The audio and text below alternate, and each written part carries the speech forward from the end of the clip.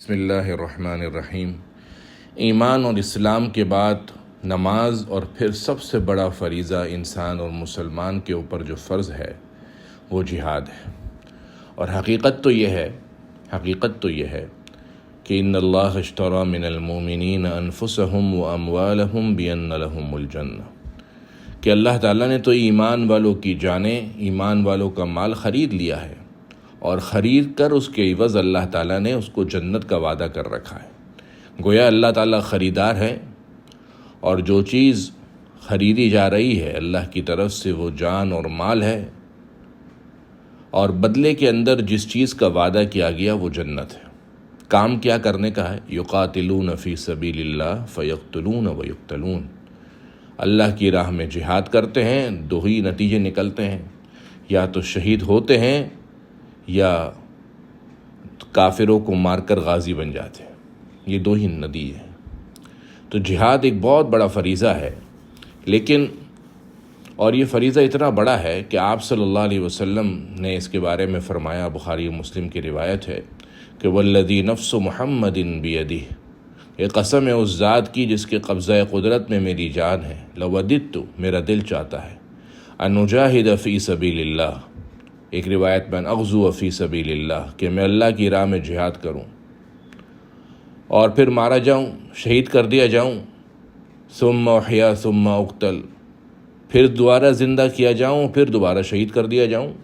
ثم احیا ثم اقتل، پھر دوبارہ زندہ کیا جاؤں، پھر دوبارہ شہید کر دیا جاؤں۔ بہت بڑا فریضہ ہے کہ اللہ کے نبی صلی اللہ علیہ وسلم جہاد کے لیے اور شہید ہونے کے لیے اپنی جان پیش کر رہے ہیں، اور اس کی خواہش کا بارہا برملا اظہار فرما رہے ہیں۔ اتنا بڑا فریضہ ہے، اور یہ فریضہ مسلمانوں پر فرض کفایہ ہے کہ اگر امت کے کچھ لوگ اس فریضے کی ادائیگی کے لیے کمر بستہ ہیں اور کھڑے ہیں اور کفار کے خلاف برسر بیکار ہیں، تو ان کے کھڑے ہو جانے کی وجہ سے دوسرے مسلمانوں سے یہ فریضہ جہاد کا، اس کا فرض ہونا ساقط ہو جاتا ہے۔ سوچنے کی بات یہ ہے کہ جب وہ مسلمان، فلسطین کے مجاہدین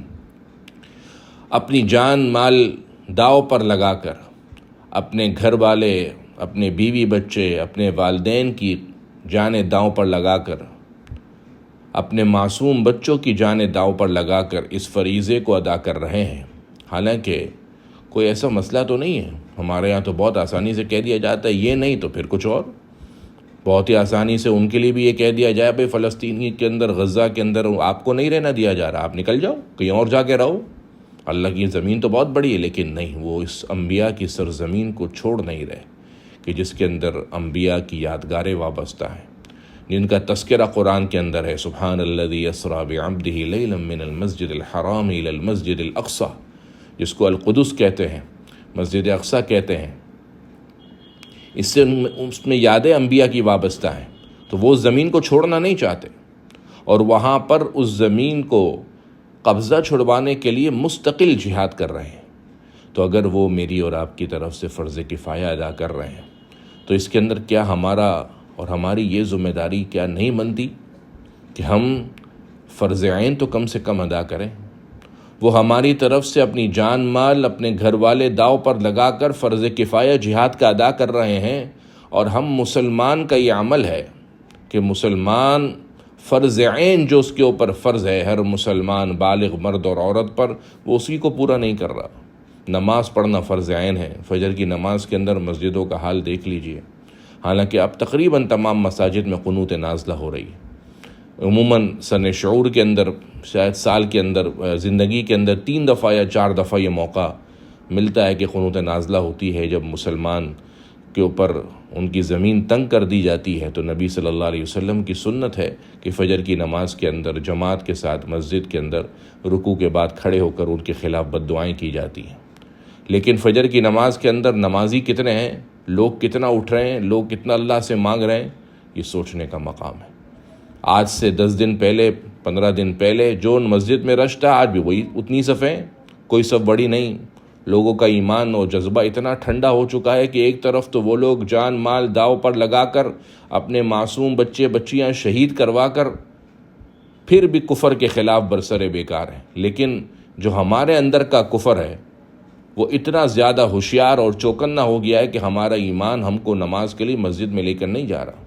اگر یہ ایمان میرا اور آپ کا، ہمارے اس ایمان کے اندر اتنی طاقت نہیں ہے اور یہ ہمارا ایمان اتنا پسپسا ہو گیا ہے کہ ہم کو فجر کی نماز اور دیگر نمازوں کے لیے اور دیگر فرائض کی ادائیگی کے لیے مسجد لے کر نہیں جا رہا، تو کیا خیال ہے کیسے یہ ایمان قیامت کے دن قبر تک لے کر جائے گا؟ اس زمانے کے اندر اب ہر بندے کی ذمہ داری ہے اپنے اس فریضے کو پہچانے کہ جہاں وہ لوگ فرض کفایہ ادا کر رہے ہیں تو ہم کم سے کم آخری درجے کا کام فرض عین تو اپنے اوپر ادا کریں، نمازوں کی ادائیگی کا اہتمام تو کریں، نمازوں کے بعد دعاؤں کا اہتمام تو کریں، ورنہ ایمان والا دوسرے ایمان والے کے معاملے سے بالکل اعراض کرنے والا نہیں ہوتا۔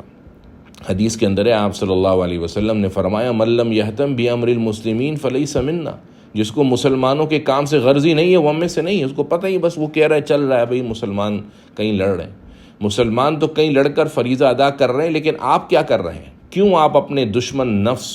اور شیطان کے خلاف کھڑے نہیں ہو سکتے؟ کیوں آپ کا ایمان اتنا صحت مند نہیں ہے کہ آپ کا ایمان آپ کو نمازوں کے لیے مسجد میں لے کے نہیں آ رہا؟ وہ تو مادی دشمن کے خلاف برسر بیکار ہیں، ٹینکوں کے سامنے، بمباریوں کے سامنے، جہازوں کی گنگراہٹ کے سامنے اپنے ایمان کو زندہ رکھے ہوئے ہیں۔ لیکن میرا اور آپ کا جو اندر کا کفر ہے، جو اندر ایک ہمارا کفر ہے جو ہم کو اٹھنے نہیں دے رہا،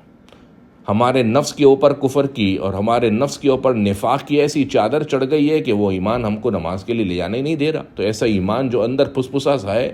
یہ ایمان قیامت کے دن کیسے ہمارا معاون و مددگار ثابت ہوگا؟ لہٰذا ہر شخص کی ذمہ داری ہے کہ اپنے اس فریضے کو سمجھے، اور اگر اس کے ایمان اس کو مسجد تک لے کے نہیں آ رہا، اس کا مطلب یہ ہے کہ اس کے اندر کا نفاق، اس کے اندر کا کفر ایمان پر حاوی ہو گیا ہے، اس کی روح کے اوپر سے اسلام کا خول اترنا لگا ہے اور اس کی روح پر کفر کا خول چڑھ رہا ہے۔ تو دبا دے کفر کے خول کو اور اسلام کے جذبات کو زندہ رکھے۔ اللہ کے جو تقاضے ہیں، آپ صلی اللہ علیہ وسلم کی جو فرائض جو آپ نے بتائیں شریعت کی صورت میں، ان کو پورا کریں، تاکہ اگر وہ ہماری طرف سے مسلمان مجاہدین فلسطین کے فرض کفایہ ادا کر رہے ہیں تو ہم آخری درجے کا کام یہ کریں کہ جو فرض عین کام ہے، جس کے اندر ہماری جان نہیں جا رہی، جس کے اندر ہمارا مال نہیں لگ رہا، بس اندر کے جو ایمان بالکل سلگ رہا ہے، جس ایمان کی آخری چنگاری جل رہی ہے، اس ایمان اور اس کے جذبات کو زندہ کریں، ورنہ اگر یہ ایمان بھی گیا تو پھر اندر کفر ہی کفر ہے۔ اللہ تعالیٰ مجھے اور آپ کو